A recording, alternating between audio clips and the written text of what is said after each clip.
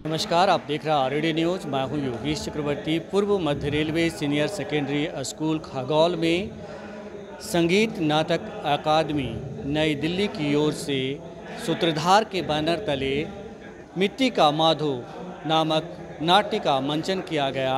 इसका उद्घाटन आरजेडी के वरिष्ठ नेता दीनानाथ प्रसाद यादव ने किया।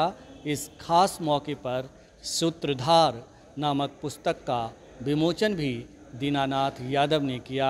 हम आपको दिखाते हैं कि किस तरह से इस नाट्य का मंचन किया गया। इसके जरिए समाज में एक संदेश देने की कोशिश की गई। तो जैसा कि हम आपको लगातार बता रहे हैं कि पूर्व मध्य railway senior secondary school Khagaul में मिट्टी का माधो नाट्य का आयोजन किया गया है। और हम आपको बता दें कि इस पूरे जो आयोजन है उसके संरक्षक हैं आरजेडी के वरिष्ठ नेता दीनानाथ प्रसाद यादव, जो इस वक्त हमारे साथ हैं। आप यहां आए हैं, आपने दीप प्रज्वलित कर इसका उद्घाटन किया है। जो नाट्य यहाँ संध्या का आयोजन किया है मिट्टी का माधो, क्या कुछ आप कहना चाहेंगे देश की जनता से, बिहार की जनता से? पहले तो मैं आप लोगों को धन्यवाद देता हूँ और सूत्रधार के संरक्षक के रूप में मैं हमेशा नवाब आलम साहब को सहयोग किया हूँ, आगे भी करता रहूँगा। आज वो नाटक के माध्यम से मिट्टी के माधो नाटक का जो आयोजन किए हैं, तो उनका जो आयोजन कराने का मेन उद्देश्य है कि समाज में व्याप्त जो कुरीतियाँ हैं उस पर चोट करना, लोगों को जागरूक करना, अवेयर करना, आने वाला जो समाज हो वो सशक्त हो, अच्छा हो, प्रेम भाईचारा हो, उसमें सभी लोग आपस में मिलजुल करके जिएं। ये नाटक के माध्यम से मंचन करते हैं और समाज को ये दिशा देते हैं। यही मैं कहना चाहता हूँ। जी जी जी। आप एक मतलब राजनेता की भूमिका में भी हैं असल ज़िंदगी में। तो आपको लगता है कि इस तरह के आयोजन होते रहना चाहिए और इससे समाज में एक अच्छा संदेश जाता है? हमें बहुत लगाव है नाटक वगैरह में, इसलिए कि जो उससे जो हम लोगों को जो ज्ञान मिलता है या समाज में जो ज्ञान मिलता है वो बहुत ही अनुकरणीय होता है।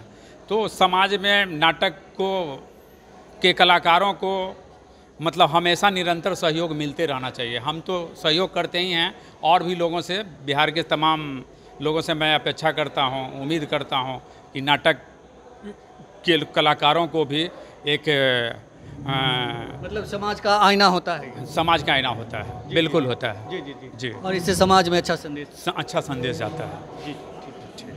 Thank you. तो सुना है आपने आरजेडी के वरिष्ठ नेता दीनानाथ प्रसाद यादव को, जिन्होंने कहा कि नाटक जो है समाज का आईना होता है और यह समाज को रास्ता दिखाने का एक जरिया है। और इस कोशिश में हम लगातार लगे रहते हैं। जैसा कि इन्होंने बताया कि ये जो सूत्रधार है संस्था, इसके संरक्षक भी हैं और हमारे साथ मिट्टी का माधो के जो निर्देशक हैं वो हमारे साथ हैं। डायरेक्टर साहब, ये बताइए कि क्या कुछ सूत्रधार के जरिए आप कहना चाहते हैं? बस सूत्रधार 45 साल से लगातार रंगकर्म के क्षेत्र में सक्रिय है और हर समय पर हम जो है लगातार जो है कई विषयों को लेकर के नाटक प्रस्तुति कर समाज में जो कुरीतियाँ हैं उसको दिखाने का काम करते हैं। आज का जो कार्यक्रम है संगीत नाटक अकादमी नई दिल्ली के सौजन्य से मिट्टी का माधव नाटक का मंचन है। और जो दूसरा आयोजन साथ में है, इसमें 21 दिवसीय नाट्य कार्यशाला eastern railway boys high school में लगा था 9 से लेकर 29 तक, और आज समाप्त हुआ। और आज ही बच्चों को जो कार्यशाला में जो सिखाया गया, जो नाटक तैयार किया था उसकी प्रस्तुति भी है।